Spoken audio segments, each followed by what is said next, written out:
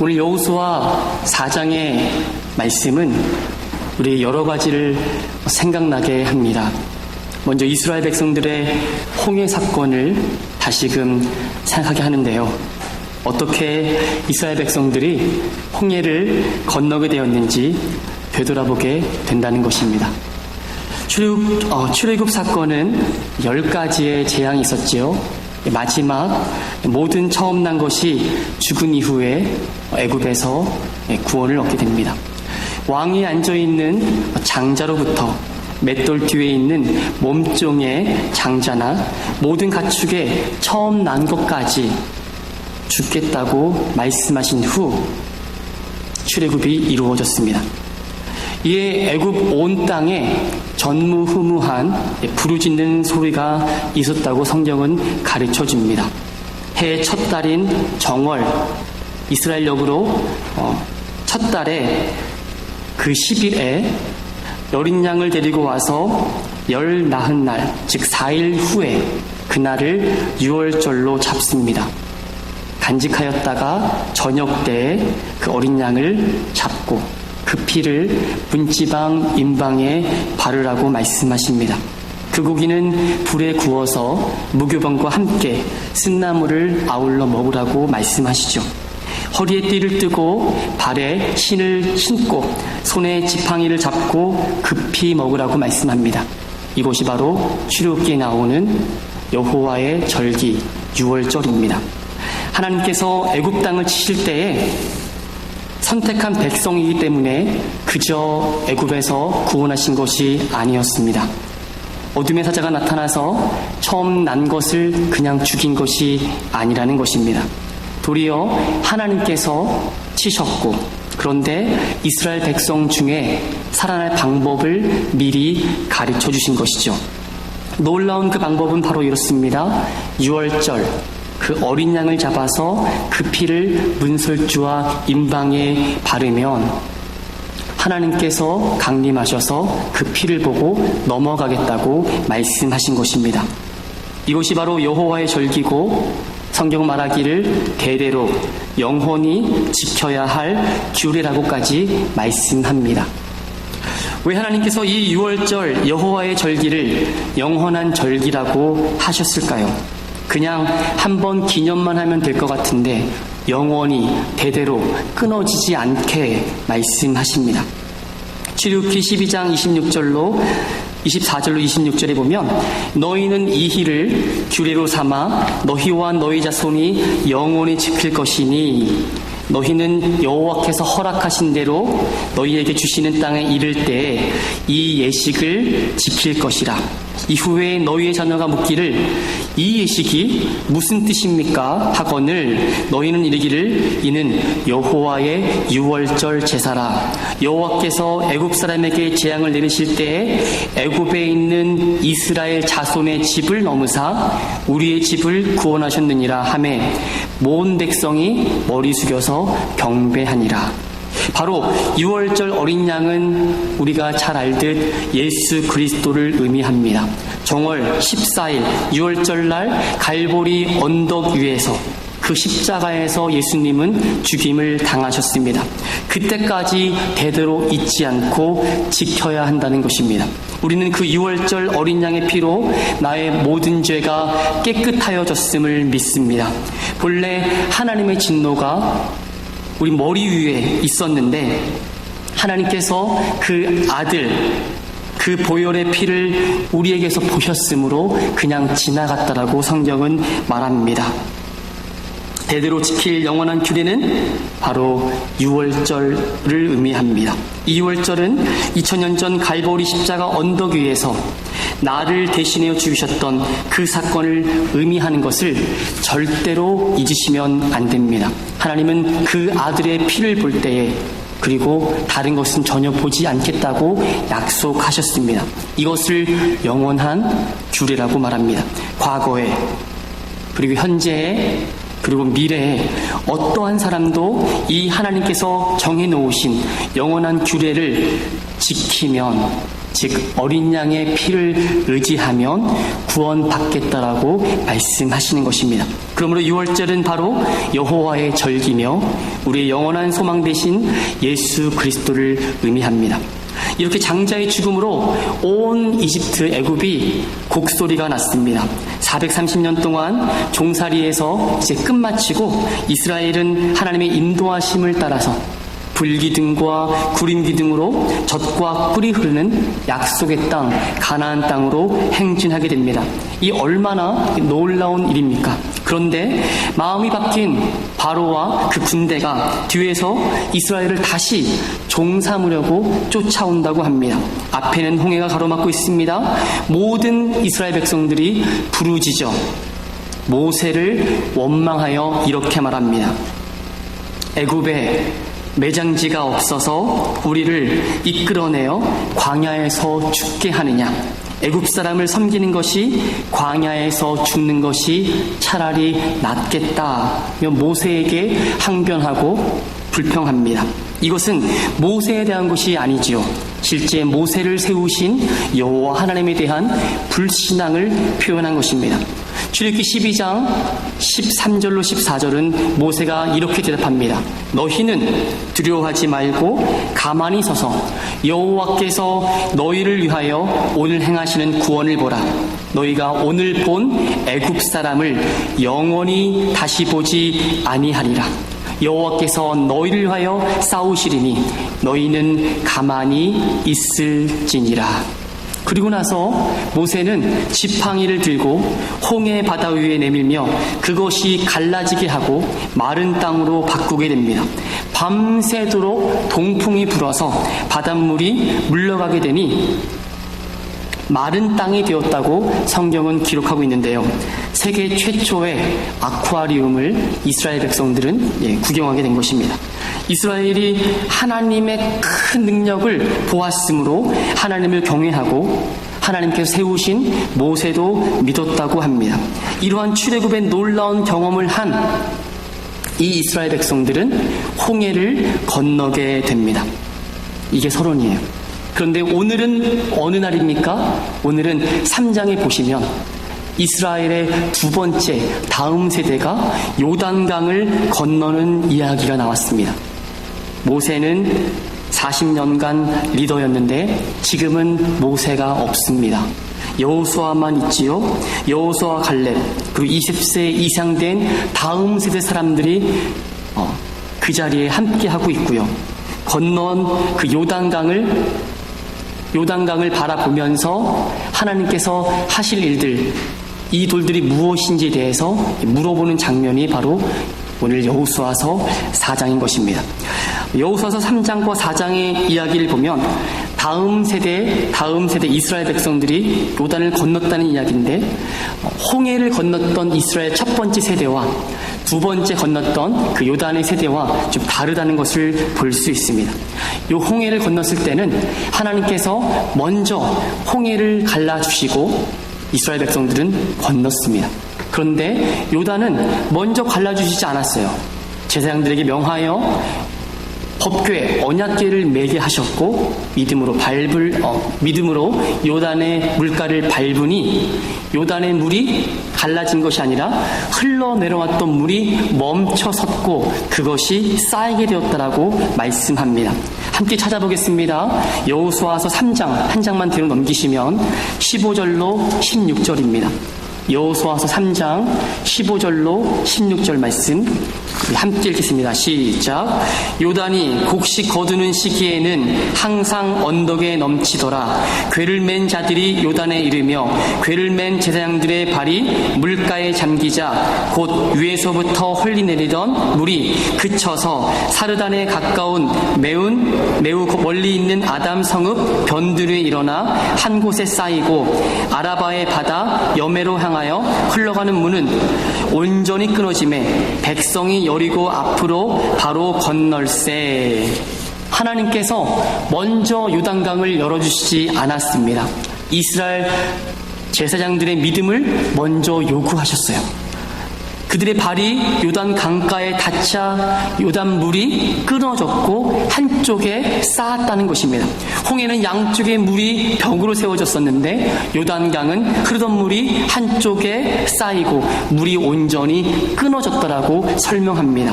3절 보시면 그들에게 명령하여 이르기를 요단 가운데 제사장들의 발이 굳게 선 그곳에서 돌 12를 택하여 그것을 가져다가 오늘 밤 너희가 유숙할 그곳에 두게 하라.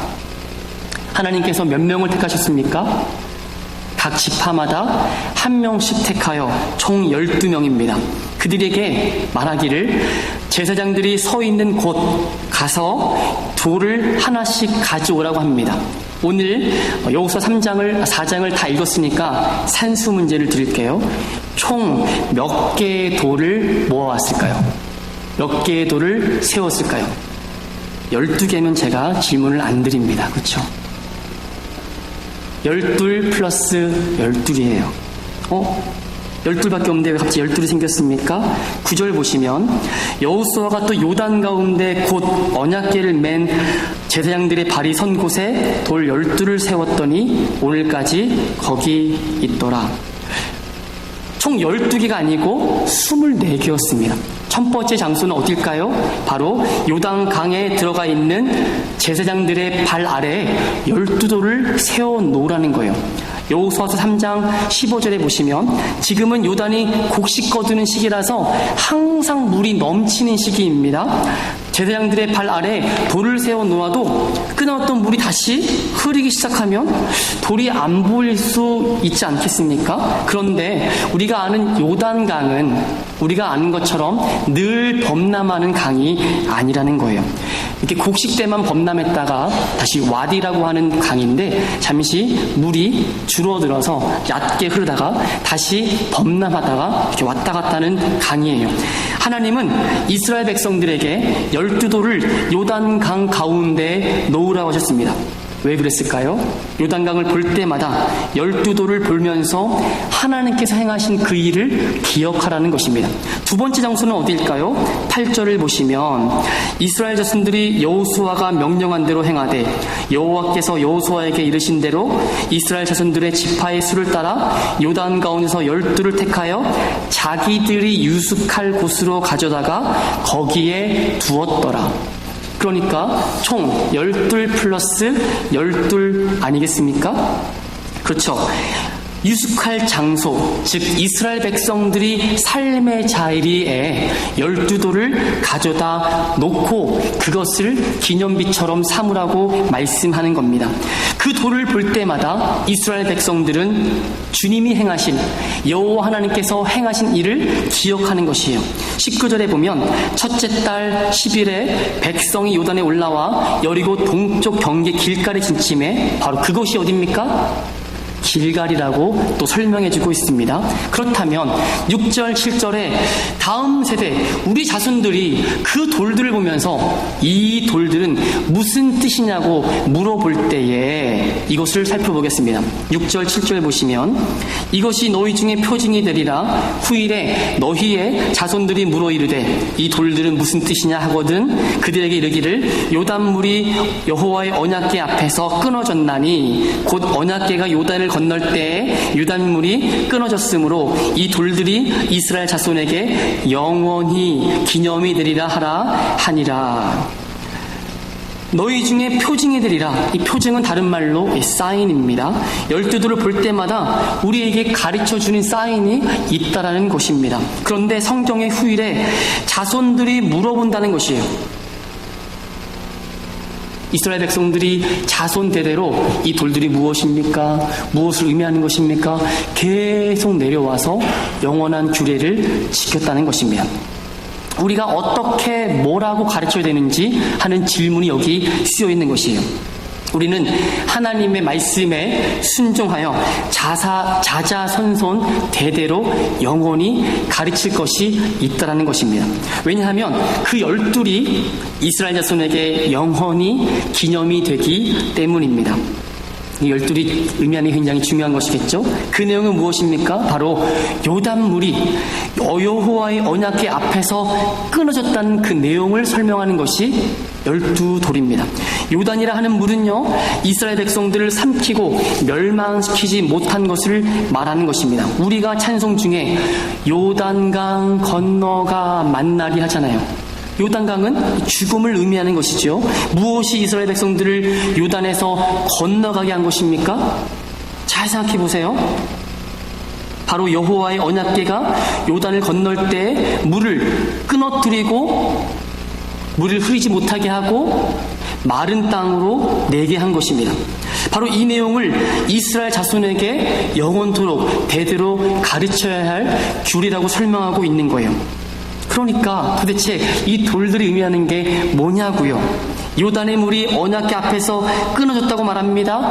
언약궤가 요단을 건널 때 요단 물이 끊어졌으므로 이 돌들이 이스라엘 자손에게 영원히 기념이 된다고 계속적으로 반복하고 있습니다.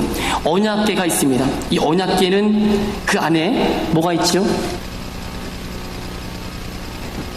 저 아론의 쌍난 지팡이, 그리고 항아리에 만나, 그리고 언약의 돌판인 십계명, 이 세 가지가 들어있어요. 그러니까 언약궤는 바로 하나님의 임재의 상징입니다. 그럼 아십니까?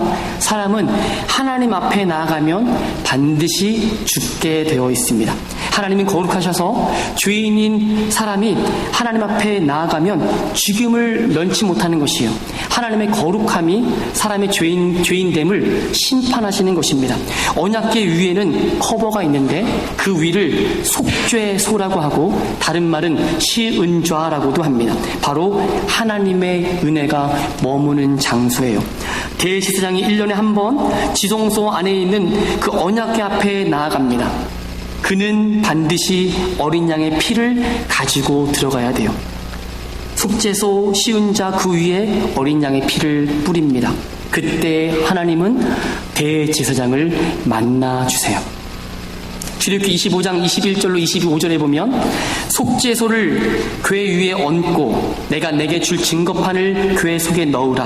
거기서 내가 너를 만나고 속죄소 위 곧 증거궤 위에 있는 두 그룹 사이에서 내가 이스라엘 자손을 위하여 내게 명령할 모든 일을 내게 이르리라. 주님은 그 속죄소 위에 어린 양의 피를 뿌리니 하나님이신 그분께서 사람인 대제사장을 만나시고 또 그와 함께 대화하신다고 말씀하세요. 민수기 7장 89절에 보면 모세가 회막에 들어가서 여호와께 말을 할 때에 증거궤 위 속죄소 위에 두 그룹 사이에서 자기에게 말씀하시는 목소리를 들었으니 여호와께서 그에게 말씀하심이었더라. 모세도 그 속죄소 시은자 위에서 하나님의 음성을 듣습니다. 언약궤 위에 속죄소 시은자 즉 은혜의 자리가 있는 곳에 어린 양의 피가 뿌려지면 하나님은 사람을 만나 주신다는 겁니다. 하나님은 그와 함께 대화하신다는 것이에요. 제가 이야기를 하는지 들어보세요. 제사장들이 언약궤를 어깨에 메었습니다. 생각해 보십시오. 제사장들이 믿음으로 요단강을 밟았기 때문에 요단강의 물이 멈췄다고 생각할 수 있어요. 그런데 자세히 보시면 제사장 때문에 요단의 물이 끊어진 게 아니라는 것이에요. 7절 보시면 다시 7절 보세요.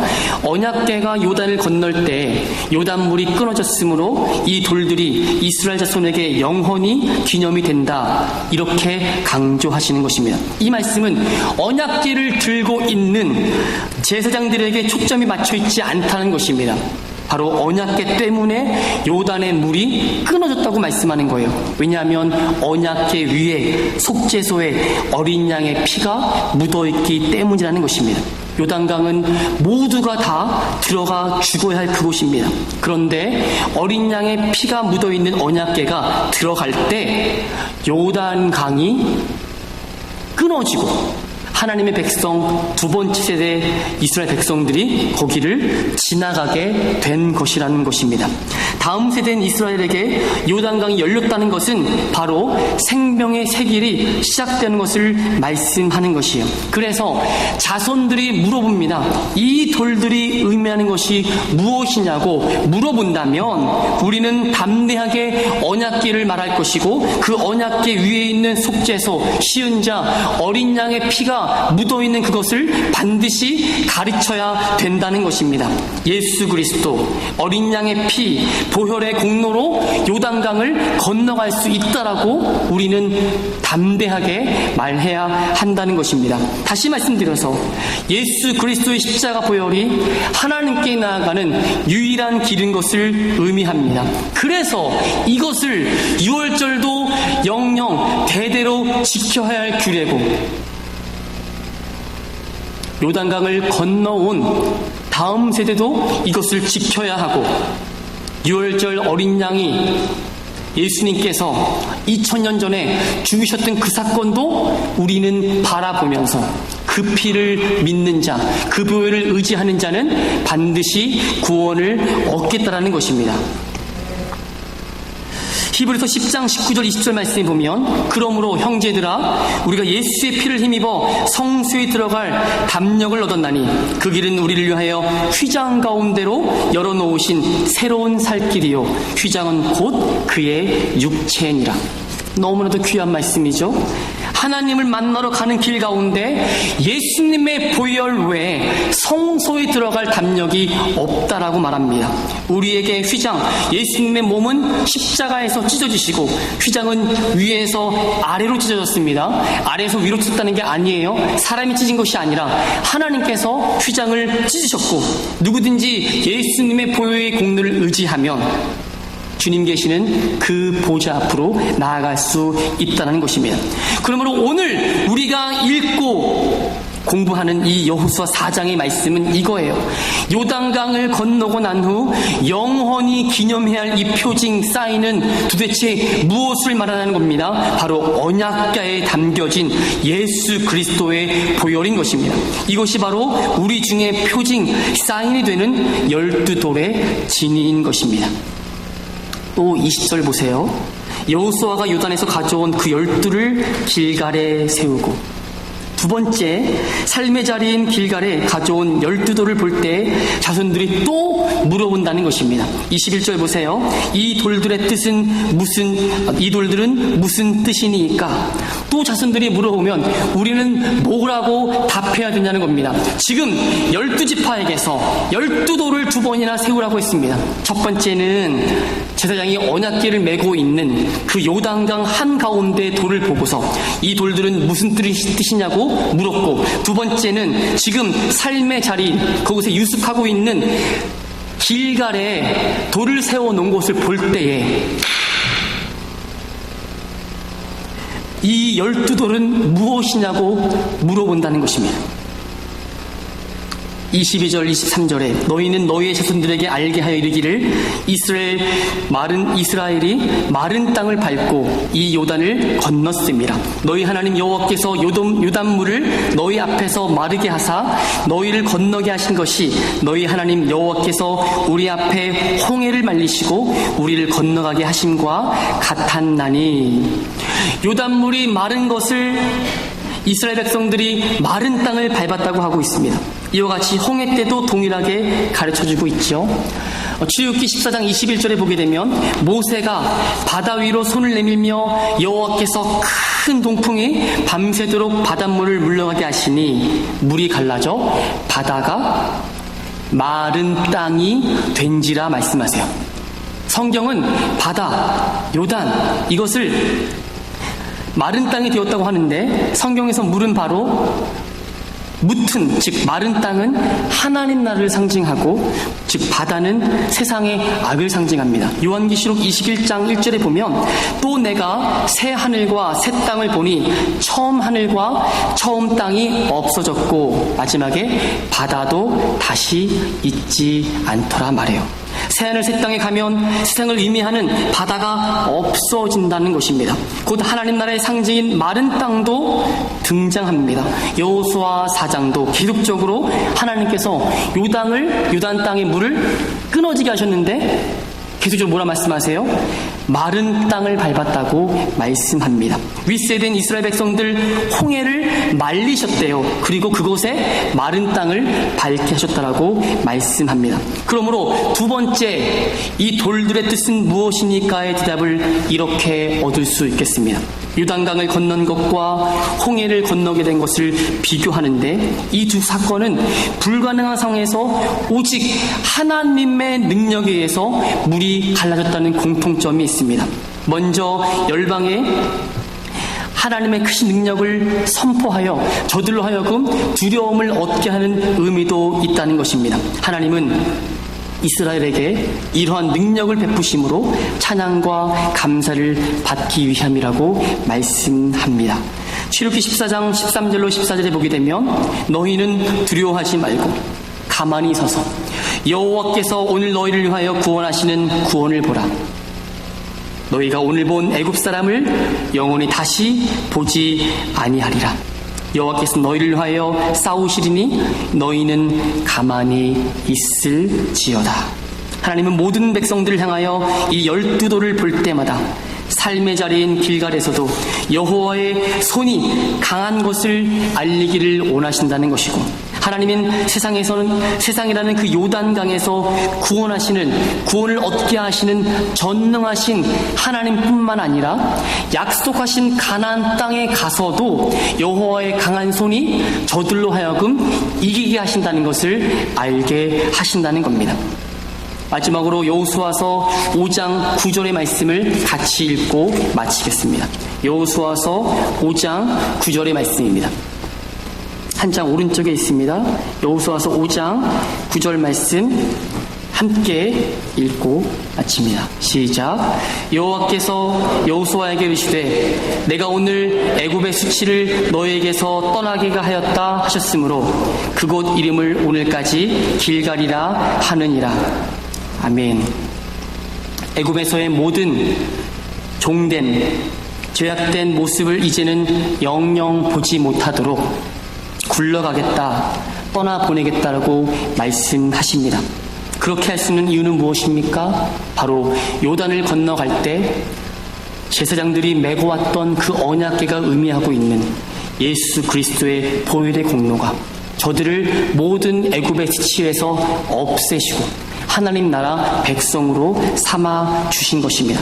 그러므로 이제 길갈에 세워진 12돌, 요단강에 있는 12돌을 다음 세대인 여호수아와 갈렙, 그리고 다음 세대 계속적으로 볼 때마다 기념할 것은 무엇이었습니까? 바로 6월절 어린 양의 피를 기념했고, 지금 신약세를 살고 있고 6월절을 통해서 십자가 지신 예수님을 우리가 알고 믿고 있는데, 우리도 그 12돌을 볼 때마다, 그리고 그 본문을 읽을 때마다 그렇지, 바로 예수의 피밖에 없구나, 그 보혈만 의지하면 세상을 가르고 하나님 나라 가는 길을 열어주셨구나라고 고백할 수 있는 것입니다. 그러므로 생각해 보십시오. 우리 가족, 우리 대대손손 도대체 무엇을 남겨주려고 하십니까? 성경은 딱 한 가지 말합니다. 예수 그리스도. 6월절 어린 양의 피, 그거 하나면 내 자손 대대로 영원히 지킬 규례로, 그리고 이 땅에 소망 두지 않고 저 천국의 소망을 둠으로 하나님께서 정말 우리를 만나시길 위한 그 장소에서 대대손손 함께 할 수 있는 줄로 믿습니다. 함께 기도드립니다. 하나님 아버지, 감사합니다. 이스라엘 백성이